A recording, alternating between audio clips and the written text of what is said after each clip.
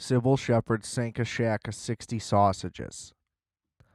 What up, everybody?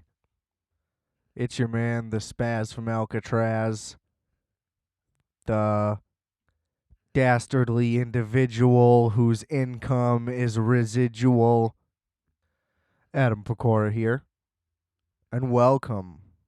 Welcome back. Welcome for the first time, whatever the case may be, to Requiem for a Tuesday. Happy to have you. Please rate, review, subscribe on your platforms, whichever they may be. Check out some merch, rfat.bigcartel.com. Music as WolfX Multiplex. Everything is linked in the description below, so check that shit out, bruh. Actually, relevant to right now, I got an EP called Wall Street. You know, that's fun. Just plug that in right there. Go check it out. That one's actually only on Bandcamp, so you'd have to go to wolfx.bandcamp.com. You know, that's somewhere in the links as well. Probably easier to just type that one in, to be honest. Couldn't post that one in the mainstream world. Got some movie samples. You can guess which movies. Literally both Wall Streets and The Wolf of Wall Street. I didn't go subtle for that one. Really went on the nose. But it's fun. And who doesn't love that? Little 80s jams and such. Now, of course, that's relevant because GameStop, formerly Funko-Land, for my OG heads out there, you know, I liked EB Games better. I was personally a game crazy guy, number one overall, attached to the Hollywood Video, which I also preferred. Now, I think I was just too young to enjoy Blockbuster. It was really overwhelming. Also had some run-ins over there. Rest in peace, Blockbuster and Hollywood Video. Really just institutions that we're going to miss. You know, just as we're missing movie theaters right now, we need those back. I don't know how, but come on. I watched the Enron documentary, kind of. I was drunk. I decided to just get drunk. It wasn't that fun. I couldn't pay attention to the movie, which for some reason I rented it on YouTube. You know, it's easy. You can just use Apple Pay. It's quick. But for whatever reason, the audio, I don't know, just in this documentary, because I've certainly done this before, and then I can just stream it on my Xbox real quick, real convenient. The audio was so lacking oomph that my TV I can normally operate on like sub 10 volume comfortably. Okay? If I want to pipe it up and have a theatrical moment, you know, I'll get as high as 15 maybe. Now this is all just because I have a broken speaker, but this is neither here nor there. It's tragic, but anyway, shitty TV audio quality speaker. Keep it low. Doesn't need it. I'm cranking it up to fucking like 55. I still can barely hear this movie. Okay? I don't know what they did, but there was like no getting it up. It's like whatever happened with the audio mixing, it's just like we will not peak no matter what. So I don't really know what the deal was with that. My point is, I know that they're responsible, at least partially, for the fall of Blockbuster, and that is really the harshest thing that they could have done overall. Because I wanted them to conquer. You know, what if they could have transitioned and just beat out Netflix? Wouldn't we all be happier if we were enjoying original Blockbuster content? I mean, come on. That's the parallel universe I want to live in. So if we can ever get that technology going, take me into the universe where everything else is exactly the same. I mean, preferably not, but you know what I mean? For the sake of the argument, where everything's exactly the same, but we still have Blockbuster and, you know, maybe Netflix State is one of them. I don't really care. Overrated. What a long-winded way to get it going. um, my gamer heads though, you'll get what I'm talking about. Takes me back, simpler times. Good old Funko Land. But what am I gonna say that hasn't already been said? It's just the class warfare at its finest. You pit all the poor people against each other. You did a great job for so long. We just couldn't unite and fight you. So many battles we have going on in every individual community at every given time, but it is always class warfare, ladies and gentlemen. And more proof of the same. You think you can't accomplish anything? It's like Fitter Happier, the Radiohead song. What is it? Fucking concerned but powerless.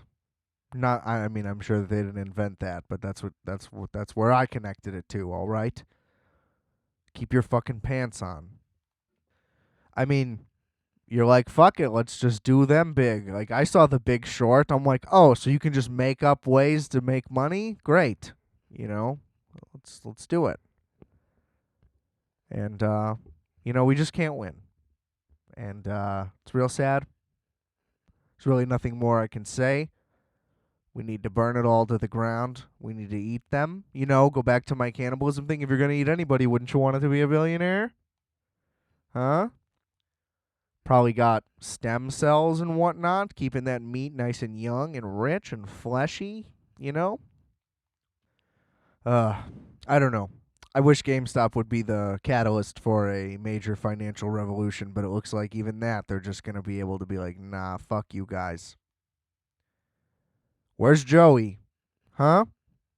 He seems to be pretty quiet throughout all this. Him and his cronies on Wall Street, making billions through every goddamn tragedy you could imagine that just keeps going up. I don't know. Like, let people win. Fuck Robinhood. Fuck Ameritrade. Fuck all of them. I mean, they're just mining data to make the rich even richer, which didn't even cross my mind. Naive little me, believing that the app was good, that they were doing something right. No. How could they? Listen, anything that you've ever thought of has already been thought of and manipulated by somebody in marketing or something, somewhere, in some way. We don't know anything. It's all been predetermined. Put your fucking sunglasses on and open your eyes. I bought myself a couple of shares of Nokia, so we'll see. Fingers crossed. Let's keep it riding. If that goes up 10,000%, I might make like a couple $100 because I don't have enough money to put in. But you get my point. Let me get in on some kind of Wall Street guru gimmicky things.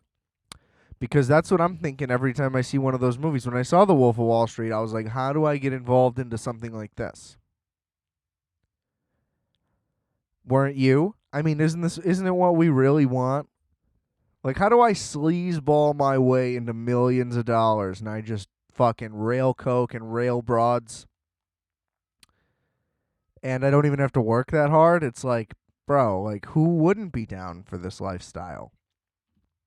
These fucking financial bros are like, not in my house. I'm gonna fucking burn your house down, buddy. It won't be worth anything. Hope something's coming. I don't go on Reddit, because I'm not 11, but apparently, in this case, I wish I was 11. Not a real good moment to bash when I, lost out on potentially thousands of dollars. But now it's too late, so it's already too late. That's the worst thing. It's like you hear about a thing, if you weren't involved at the ground level, it's already too late. It's never going to happen again, and we all miss the moment, and it's bullshit. How am I supposed to know when the moment is if I don't hear about it until it's already too late? Every goddamn time. Where's this fucking information? Give me it like 2 days before the story breaks. I want to be a part of the fun. You know? I don't want to be mad in fucking response. I want to be in it. Knees deep. Be a goddamn millionaire right now. That's all right. There's going to be a gold sack of human flesh piling up over there in Judork titties. We're coming for you. Maybe not today. Maybe not tomorrow. Maybe not that soon either. I don't know. I don't know what's going on. But, maybe one day I'll know what's going on. So, here's to hope. Look, recently I did the Annoying Guy Christmas movie list. This is why I'm here today. We're going to do a double feature. The classics of stop motion terror, Gremlins, and its sequel, A New Batch. Gremlins 2, A New Batch. Come on. If you didn't pick up on that, the Title Police. Which, by the way, I made a Letterboxd. I'm not gonna really plug that. Like, I want you to follow me on there because I still don't really know how it works or if I'm gonna use it that much. But I do know that on my intro thing, I went through and reviewed like 500 movies, just star ratings. I'm not gonna type them out yet. Get a feel for it, maybe. But went through 500 like it was nothing, so that was exciting because there's definitely hundreds more that I still haven't seen, so that's promising. It's a good place to go where I can reference things to talk about on here. So I just thought I would bring that up in case, I don't know why, because why not? It's my goddamn show. So fuck you. Anyway, I figured, here's my loose connection. I mentioned it in the Christmas movie thing. I think I meant to. So if I didn't, whatever. But now I am retroactively. So it applies. And, the sequel set at a scummy New York corporation. So it's like, that counts as being relevant to this, I guess. Surprisingly, I guess the amount to unpack that I expected, but in surprising places and ways that I did not anticipate. So, let's just dive right in. We'll go Gremlins. So, it's 1984. This fucking thing comes out. Steven Spielberg, who, whatever. Sorry. Don't care that much. That's a whole nother thing. But, whatever. Producer, usually a good sign, though. Right? Like, especially given the time. Peak of his powers. Arguably, I don't know if they've just been peaked for 50 years, probably at this point. Don't get me wrong, like Raiders, that's my shit. So, I'm not going to act like I'm not a fan, but we got to chill. Anyway, so he's a producer on the thing, directed by fucking Joe Dante. Was that his name, Joe? Yeah, for some reason I thought it might have been Don Dante, because why not? But he's directed some hitters, both Gremlins, Small Soldiers, which, what an underrated classic and a star-studded affair. Alan Abernathy. Never forget that name. That's an all-timer. But a really great cast in Small Soldiers. Let me just think about this cast in Small Soldiers off the top of my head real quick. I'll bounce back in a second. Right? Kirsten Dunst is in it, like super young. Fucking Jay Moore, David Cross, Phil Hartman, like comedy legends. And then isn't Dennis Leary in it? I want to say. I think he plays just like a giant asshole, as he would. It's just stacked. And then all the voice cast is like unbelievably great. Great movie is the point, okay? Love it. Looney Tunes back in action, But I remember it as being okay. I don't know. All right, maybe Joe Dante's not as big time as I thought. But hey, still some solid work in there. Okay? Written by Chris Columbus of Discovering America fame. Just kidding. Oldest joke in the book, I know.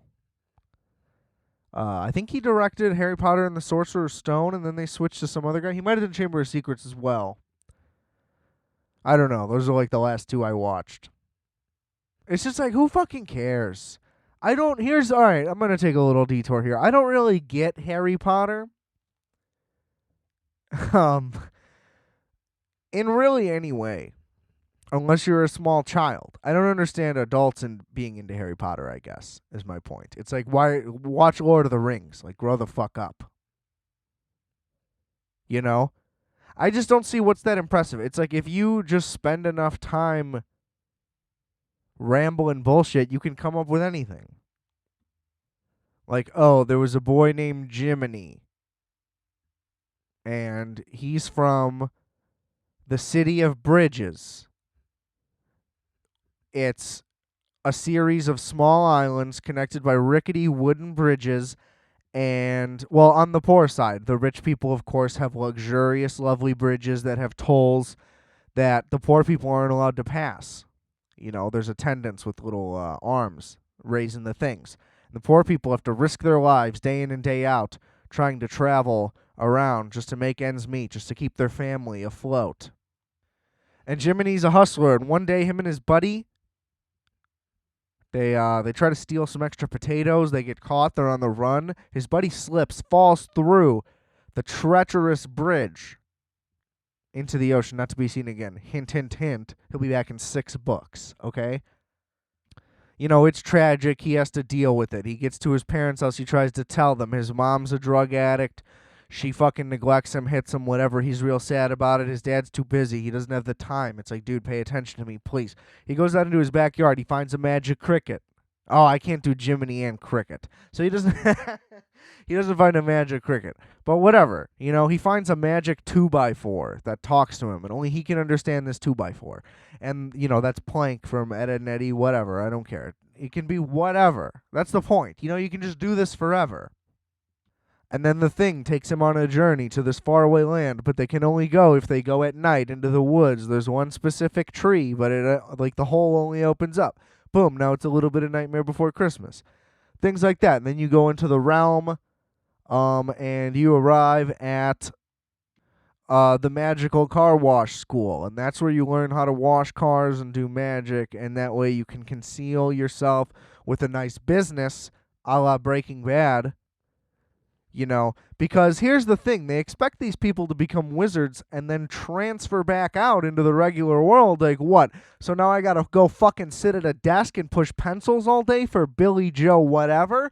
I don't fucking think so, buddy. Okay? So we teach these kids, you're gonna do magic, but you're gonna work a stable job, okay? And you're gonna keep the books clean. You know, and you can call the place Glaflammy and Tumolecular and all this shit.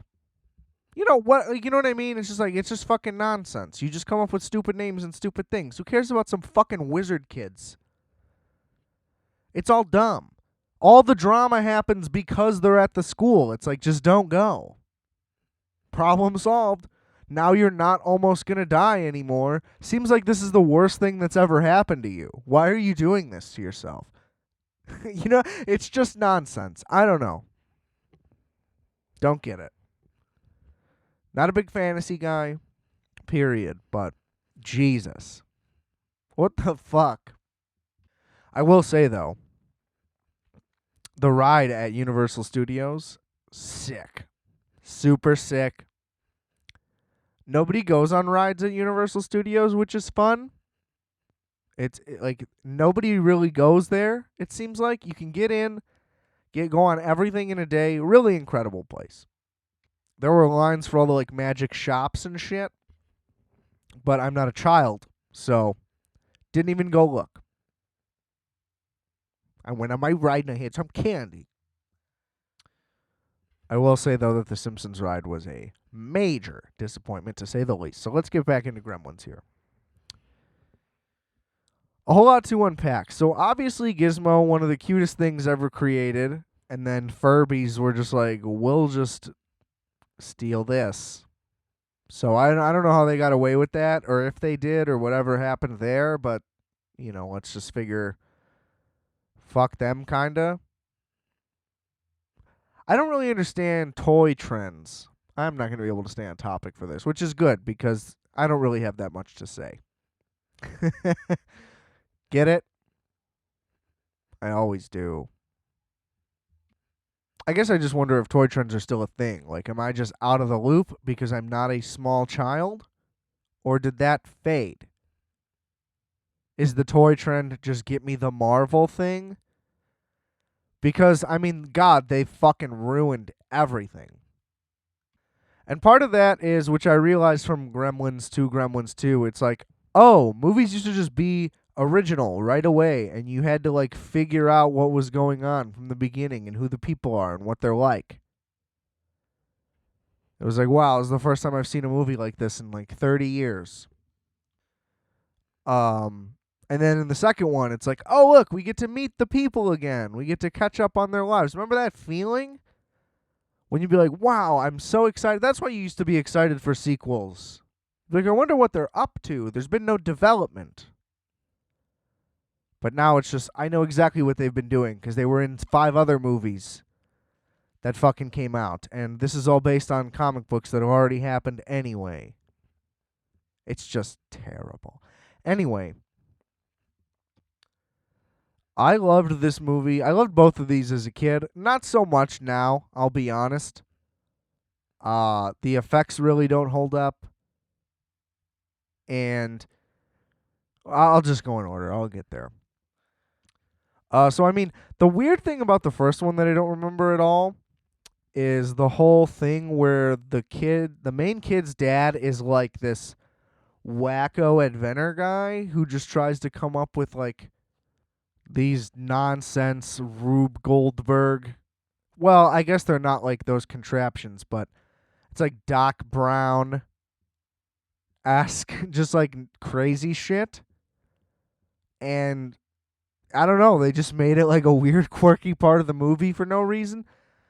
So that was fun. And his mom was Lorraine's mother in Back to the Future, so that was a thrill. I was like, wow, this lady is just made for motherhood. She's got those birthing hips and that snappy attitude. The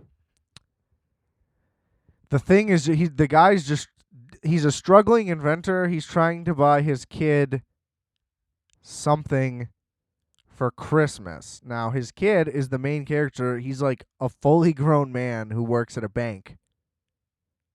So I don't know why he needed to get him a gift that bad, but it was like on Christmas. A lot of it didn't really add up. He was just like, I'll give you $200 for this animal, this weird, wild animal that I'm telling you is a demon and I don't want to sell to you. And he's like, I'll give you $200 even though I'm poor.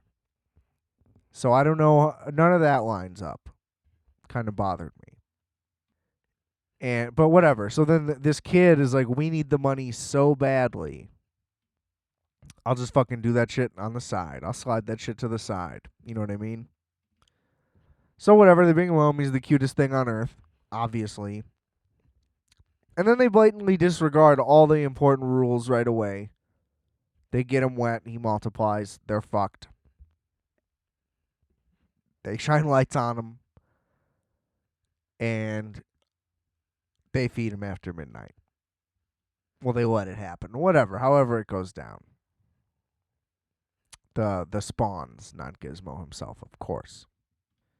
And they also take Gizmo over to the science teacher, it seems like at the high school, is what I gathered, who studies the multiple and then for some reason is still studying at the high school. Now, it may be the college, but either way, he's still there working on it until like midnight exactly. And then he chooses to leave a sandwich on the table.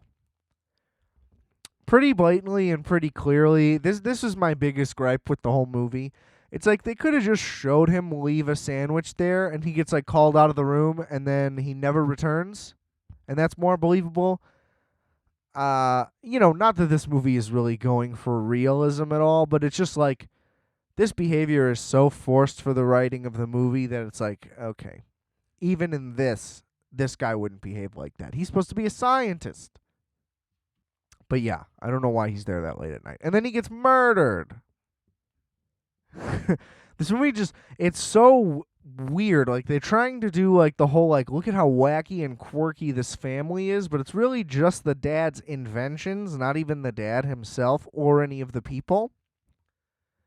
And then, obviously once the gremlins hatch from their cocoons, it turns into a horror movie, like, straight up. There's a bunch of murder, because in the 80s, we talked about this, there was just cocaine and murder. Everything was so gnarly. There's a young Corey Feldman. For all my Angelic to the Core fans out there, you can catch a glimpse. I don't know.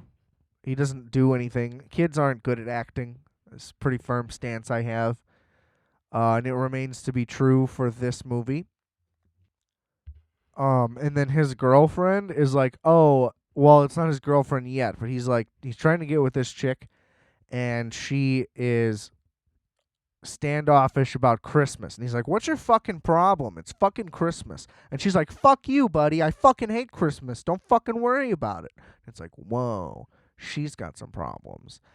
And then her story is like, oh yeah, by the way, my bad for that reaction. One Christmas,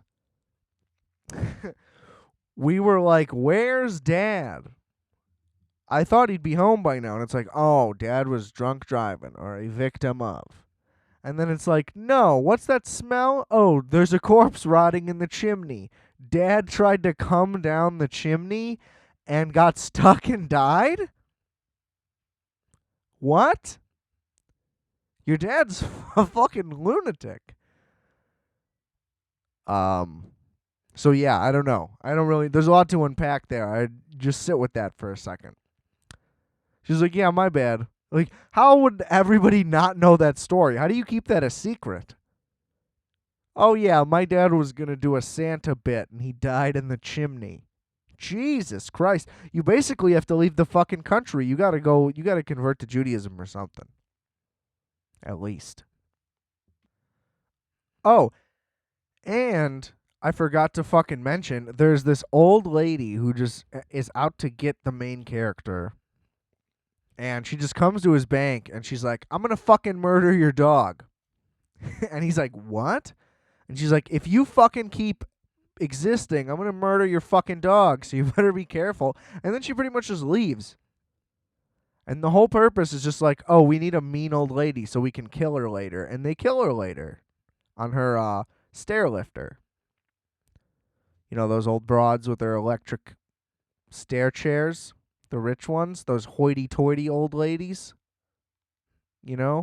struggle like everybody else. Anyway, they hotwire that bitch. She goes flying. It's awesome. Get her comeuppance. She just comes at the dude hard as fuck at the bank. Why are you treating people like this at the bank? Unbelievable. And then from there, after the descent into pure madness and just murder, then it just becomes a goofy, wacky romp where all the gremlins just kind of hang out and party. They go to the bar and they just get fucked up. I think they kill a couple people there too, but they're just like having fun at this point. And I don't know, it culminates in them all ending up at the movies and them burning the fucking movie theater down. And I'm like, oh my God, did Quentin Tarantino get the Hitler murder from Inglourious Basterds? Did he concept that plot from the movie Gremlins? Because I certainly think he might have. And I think we might all missed it. I think it was right there in front of us, and we never made the connection. So that was a bit of a shocker. But anyway, they burned down the fucking movie theater, kill all the gremlins, happily ever after. Or so they thought. The PTSD lives on. So we go to Gremlins 2, a new batch. Now they intentionally went purely comedic, like basically the tone of the last 30 minutes of Gremlins, which let me just say finally, if we watch the first one, you could probably skip the second, to be honest. And I'm going to get to why, but the first one was good, not as good as I remember. Not enough Gizmo, just being cute. I remember there being a lot more Gizmo. The technology just wasn't there, I guess. Um, the marketing firestorm, I'm sure went really well. And that's another thing that's just weird about the movie, though. It was just like there was like dolls and stuff everywhere, but it's just like it's not really like that good. Or like it's just not what you expect at all. It's just a really bizarre movie where it's like nothing in it. It's all very surreal the whole time, and I think that's all unintentional. It's just a B movie made by Hollywood. Like, it's just like if Steven Spielberg produced an Ed Wood film, this is like how good it could have gone, I guess. But there's something that's just very hard to like quantify about it. It's like it's kind of this, but then it's kind of this, but it's kind of not really anything. It's just Gremlins. Like I don't fucking know. But the second one, our boy's in the big city, still with his girl, who is totally cool with it all just happening again after like no convincing. So he finds Gizmo in some animal testing lab that's in the same skyscraper that he works in. And the hijinks are off. He has one interaction with the head of the company, and his boss is just like, oh, so you're connected to that guy now? Let's fuck. I want a fucking pound right now. She's just smoking cigarettes and trying to fuck. And it's pretty sick. Not going to lie. So she tries to pound so he can't take Gizmo back. So she's like, all right, I'll do it. Of course, water spills on Gizmo and it all descends into chaos. Look, the plot of the movie doesn't really matter because then from then on, it's just all a romp. The whole thing that they wanted to do was let's just make this a goofy screwball thing. Basically, what this movie is so I was going to say it's Caddyshack 2, which, thankfully I haven't seen. So it's not, I'm not trying to say it's on that level of bad, but it's just, okay, we're going to take the poorly animated animal bit and we're going to run with that so much harder, which again, it's Gremlins. So I get that like they're the stars of the movie. But they're like really, really the stars of this movie. And it's not good. They're not very funny. And I don't know. It's just a loose screwball thing. They do like little movie parodies where the Gremlins just like dress up and do shit. And now I get why I liked this one better as a kid. It's just a bunch of wacky things happening over and over again. But I mean, I like the plot that it's basically fucking Die Hard with Gremlins. That's pretty sick. They're like all locked in this skyscraper trying to not let them out and run New York City rampant. But there's a key moment that I think is excellent. At some point through, maybe halfway through, the reel starts to like fuck up. And it's like, oh, what's happening? Is my shit glitching? Which this must have been incredible in a theater because it looked pretty good. I actually thought that I had like a connection problem.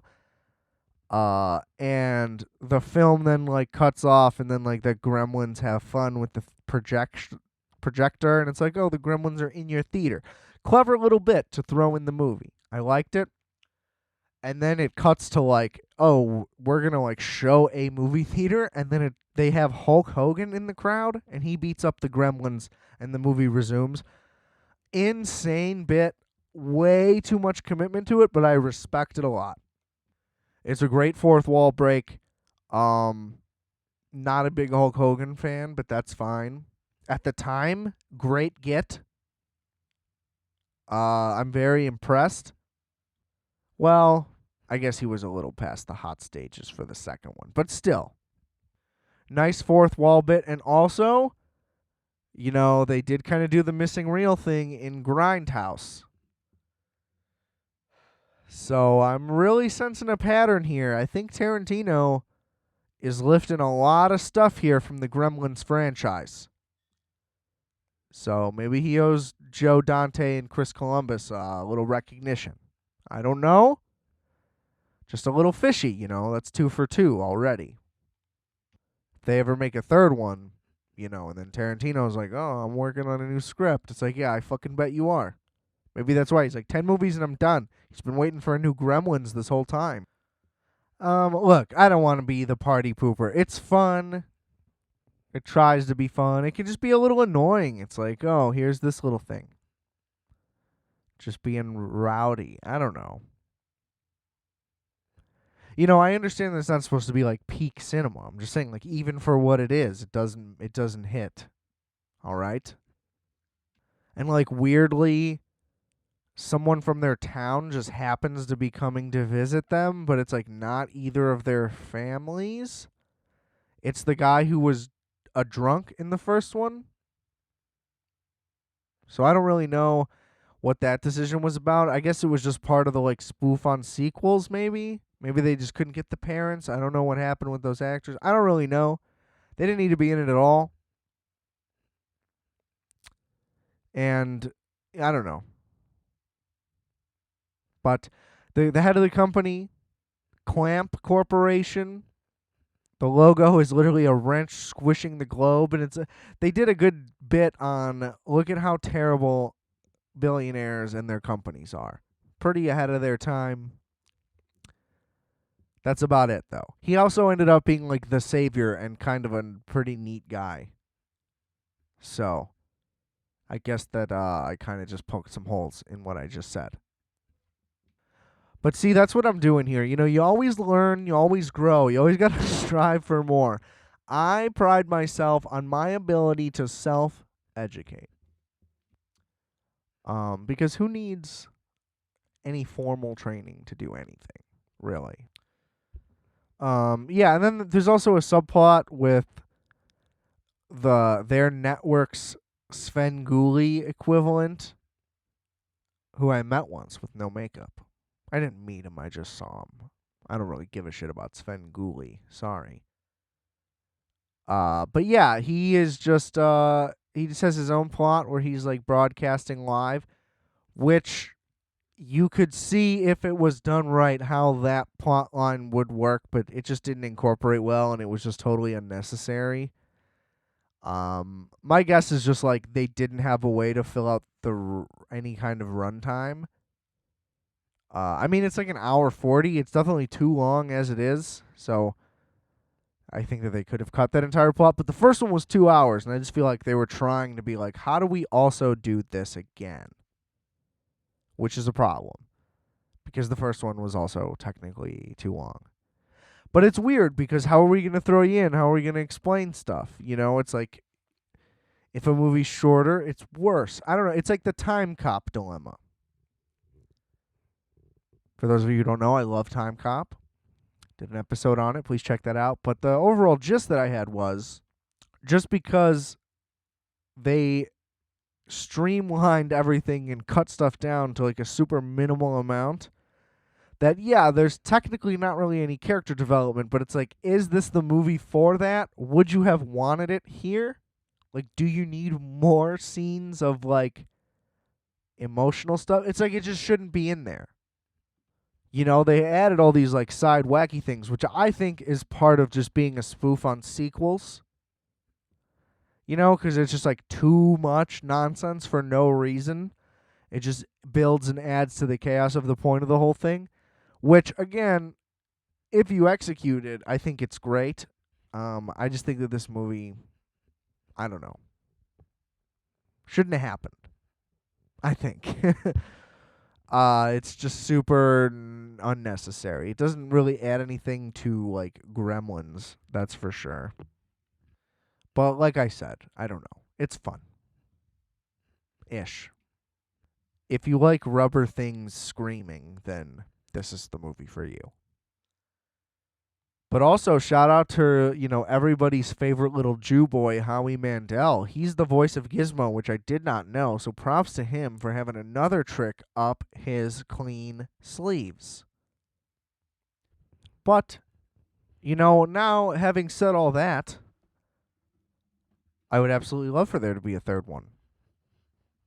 I think now more than ever we need ourselves some little gremlins. Now, at this point, it would have to be a reboot. I think no CGI, or if you're gonna, very careful and tasteful. I just think we don't need any, super speed ones or whatever. It would have to be like Ted. If you're gonna CGI something, just the guy. It can't be we're gonna have, explosions and all this crazy shit. It's gotta be grounded in something that resembles the original. I mean, to be honest, I think it would work best as a show.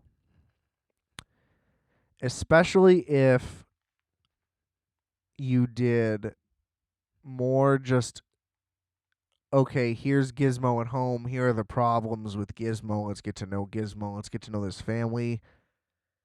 You can motto it after the original one, have the crazy inventor dad in the quirky town with all that shit. I think that would play pretty well. And, if you want to world build in season 2, you can go into the background to, the Chinese people in the shop. But then that's kind of just going on the formula of every show that does this now. And then you're just, trying to be Cobra Kai. And it's you can't really be Cobra Kai. It's kind of a unique thing. But, also not really. It just happened to hit right. So who knows? But I could definitely see it working better as a series, especially if they terrorize the town slower, before they get to the pool. Maybe that takes longer. It really could allow the final confrontation to be an entire episode. Just all the generic things you could think of into how plotted generic streaming shows get. I think it could really work though. Because, I mean, if we're going to keep using IP to do stuff, let's not make it more movies. Can we make movies original again? Where are my mug people at? Or I don't know, make a fucking third one. Whatever. I see it more suited as a show. I think you can pace it better. And, I don't know. I think it would be better leaning more into the black comedy horror thing than the pure just this is a gimmicky thing. Because it's weird that it had the whole marketing campaign. I get it that Gizmo's the cutest fucking thing on earth, so it's why wouldn't you sell 1 billion of those? But that doesn't correlate with what the movie is, and I guess you gotta make a different movie to sell more stuff. But the original Gremlins was rated PG, part of the reason that the PG-13 thing even exists, and then the second one is PG-13. So it's I don't know. They're just we just want to be silly. Okay, I guess that's fine. But I think that was the mistake. I think the proper tone of it there should be some threat to these things. Otherwise, it's this is just dumb. But I don't know. They prefaced the movie with a fucking Looney Tunes cartoon for a reason, I guess. Just imagine though, if there's actual suspense while people are fucking trapped and locked in this high-rise building, which they don't really do a good job of articulating anything at all at any times. And again, I get it. The whole thing is this is silly and dumb. But I've been adamant about this before. If your thing is actually just silly and dumb and not in a clever, entertaining way, then your movie's just dumb. You succeeded on that part, but not the part where that's a good thing. But in the right hands, it could be done. Get those Harold and Kumar boys on it. They can reboot anything, apparently. Or, let's give it to fucking Ryan Coogler. We can do Black Gremlins. Imagine fucking Michael B. Jordan cuddling up with a little Gizmo. Little Gizzy. Sorry. I didn't mean it like that. But I don't know. You know, there's got to be a future for it. It's just like, it was such a moment in time. Twice. It's just a weird thing to abandon, especially in the age of, no stone unturned. We will remake and retool and reuse anything we can fucking find. I mean, I think they're rebooting Howard the Duck. Or it's at least been in talks for a long time, ever since his Guardians cameos. Which is like, is that one you should really give a chance to? Probably, yeah. He's pretty sick. He's funny. He breaks the fourth wall and shit. But it's like, are we going to do it right? Or are you just going to do a CGI one and have Ryan Reynolds do the voice, and then it's the same fucking movie as all these other things that have already been done? Like, come on. It's gotta... It's just gotta end somewhere. We gotta put things in the right hands, ladies and gentlemen. At what point are the people going to take over Hollywood, too? We're trying to take over Wall Street. Maybe we got to get some movies into fucking production independently as well. I say, I'm going to put a calling out there to all my GameStop winners. If you became a millionaire off GameStop, let's make our own Gremlins 3. We can piss all of your fucking fortune away in fucking 10 seconds when nobody allows us to show anyone that. Or we will be buried in lawsuits. Now, is that the risk that you're willing to take for your country? I fucking hope so. You better be a patriot. Okay? And, if a couple million of the dollars get mixed up in the transfer and I end up with it, whatever. We'll see what happens. I got a good financial guy. That probably won't happen. We'll keep everything straight. I don't know. I guess I just see a world where on my Blockbuster streaming service, I would watch a show called Gremlins, and it's just Stranger Things. But instead of a new thing, the problem is just that there's gremlins. The girl could have powers too. That could still be part of it. Just keep adding to the lore.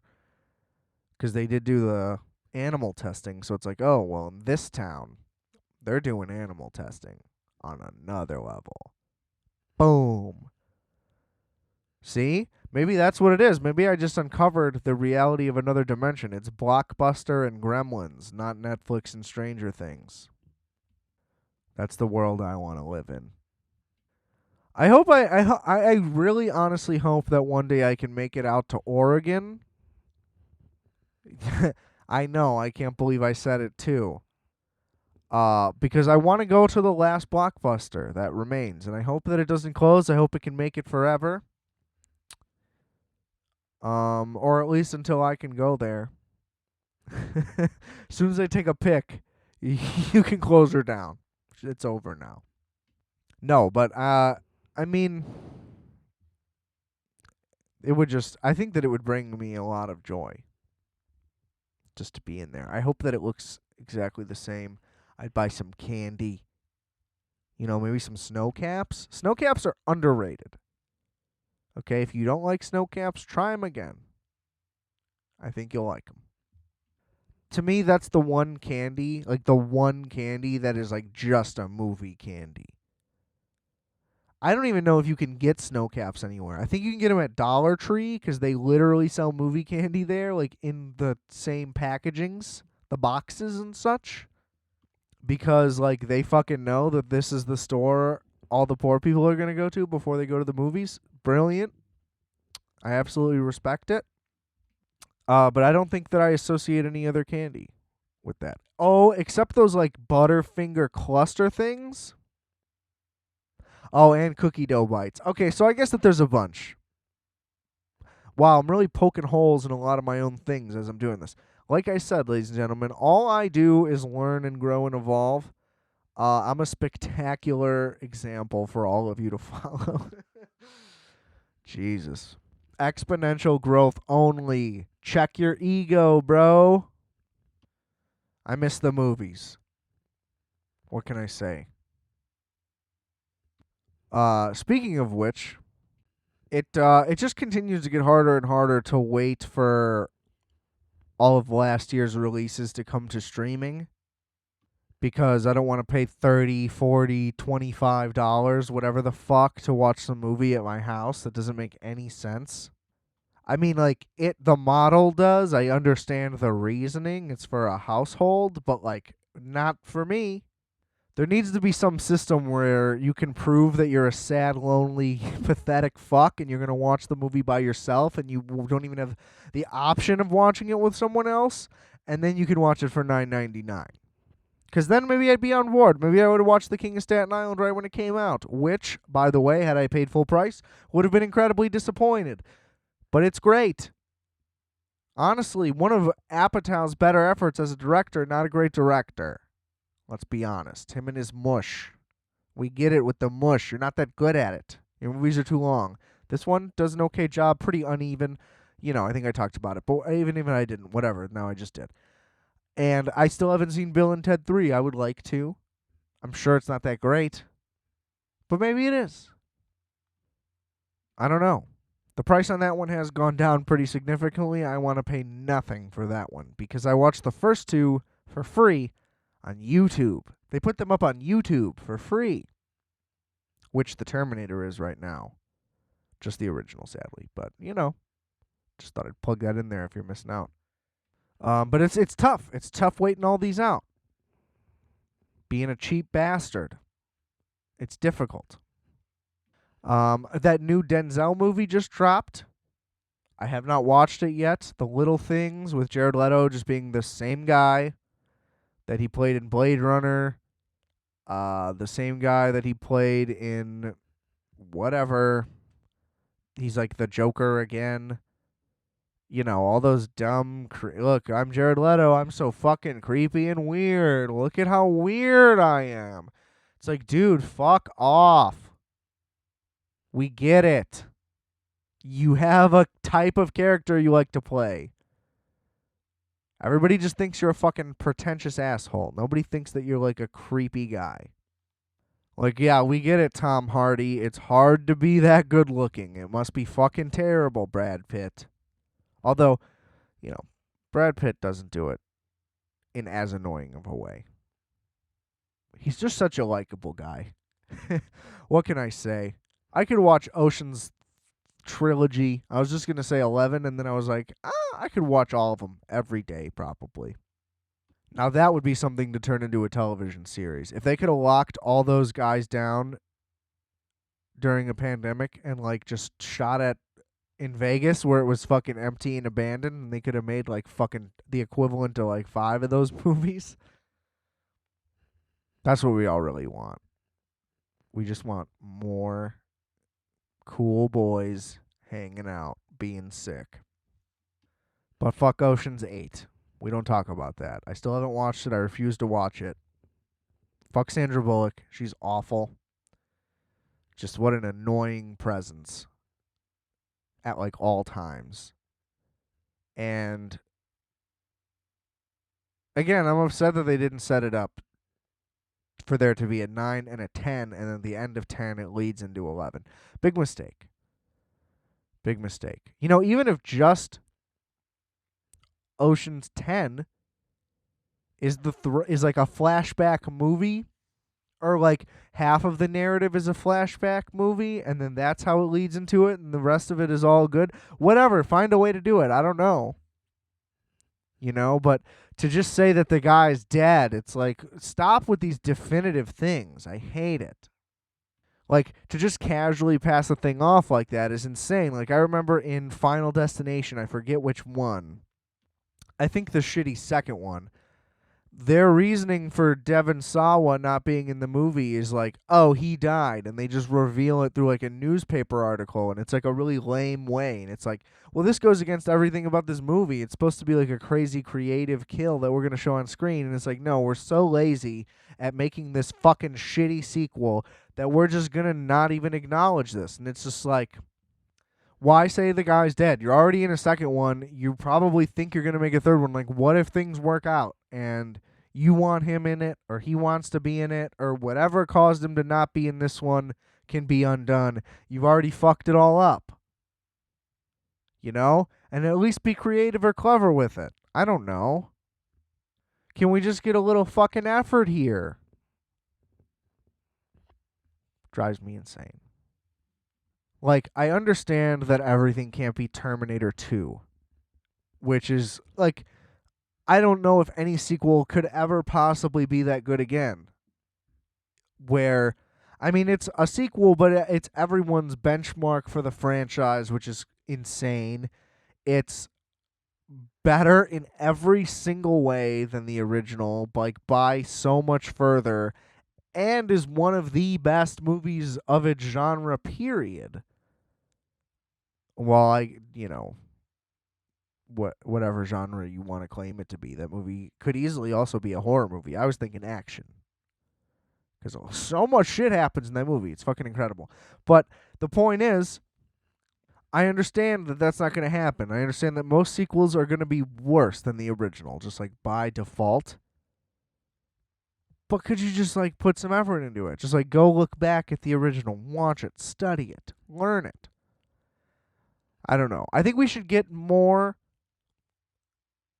NFL coaches or just sports figures involved in the process just so they can understand what it's like to like be ready for something, to do it well. Like, can we go back and watch the film, please? Study your opponent. Speaking of which, I'll just do a quick little sports corner, tiny one here to close this out. Not a whole lot to talk about. Last week, I did not talk about the McGregor fight. Look, I watched it. It was exhilarating for the amount of time that it lasted. I want to see that guy in the ring. I get he doesn't have a lot to fight for. He's fucking rich. He's got a family. He's clearly got his priorities there. Hopefully the next one he comes out better. Look, Poirier's fucking good, and he beat him. I don't know what to say. Didn't think it was going to happen. The leg kicks get people. It's just how it is. I thought he was going to counter him. He kept trying to catch his leg, kept kind of working. He couldn't capitalize, and, you fucking lose. I wish it was longer, though. I thought it was exhilarating for what it lasted. Maybe I was just hyped up for it, but it's good for what I'm trying to see, to be amped. Like, and the energy level that just existed the second it started. Like, you could feel that it was like a big deal. And like that is a quality that you literally cannot replace. And it's like, wouldn't you rather have a guy in there, I kind of realized, that has a chance to lose? Because, like, I don't know. I watched Khabib's last fight, and there was no chance for 1 second for the other guy. So it's like, let's do Conor Poirier again. That would be fun. I don't know. I don't know enough about UFC to really talk about it. I'm just really glad I didn't place the bet that I was going to place, because I would have lost, and it would have been sad. But I mean, it's like, what are you going to do? Guy got better. He took it like a man. The pinnacle of sportsmanship. You can't do it better than that. What a classy loss. It's what we love to see. And also, just a side note, on episode 43, my previous episode, predicted, obviously, the Super Bowl. I'm going Bucks. And, Tom Brady's 43. Coincidence? I think not. Just another thing puts Brady over the edge. Look, we've all heard the stats. He's one win away from being second all-time in NFC playoff wins. I mean, he's only played the NFC in the playoffs 9 times. Well, until this year, obviously. 3 more. So, yeah. It's just absolute chaos. All the stats are insane. As many NFC titles as Drew Brees and Aaron Rodgers. Just all those things. I'm just really hyped for the game. I'm doing a 2 TV setup. Gonna enjoy Tom Segura and Bert Kreischer's live stream. And gonna make a whole event of it. Gonna get a little keg, party it up. Listen to my Rex on that on last week's episode. That's really all I got. So yeah, we're gonna occupy Wall Street again, but we're gonna do it for real this time. We're gonna burn it all down. And we're gonna bring back Blockbuster. And everything's gonna be fun again. That's my prediction. Got to close every week with a prediction now, I guess. I don't know. I'm excited for the Super Bowl. We'll talk after that. I may be very sad. When the Patriots lost the Super Bowl, the first 2 times to the Giants, both times I believe, I didn't go to school the next day. I was like, I'm too defeated for this. Let alone when the Bears lost. Like, don't even get me started on what that was like. Here's the thing. When you're 11 years old, it's hard to be like, oh my God, I can't believe that I get to experience this in this moment. You're just like, hell yeah, my team's in the Super Bowl? Like, what a crazy thing. And they absolutely deserve to be there in spite of the offense, which was atrocious.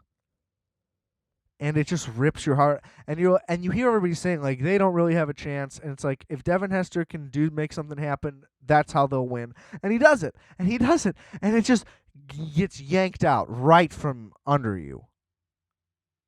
And you don't know why.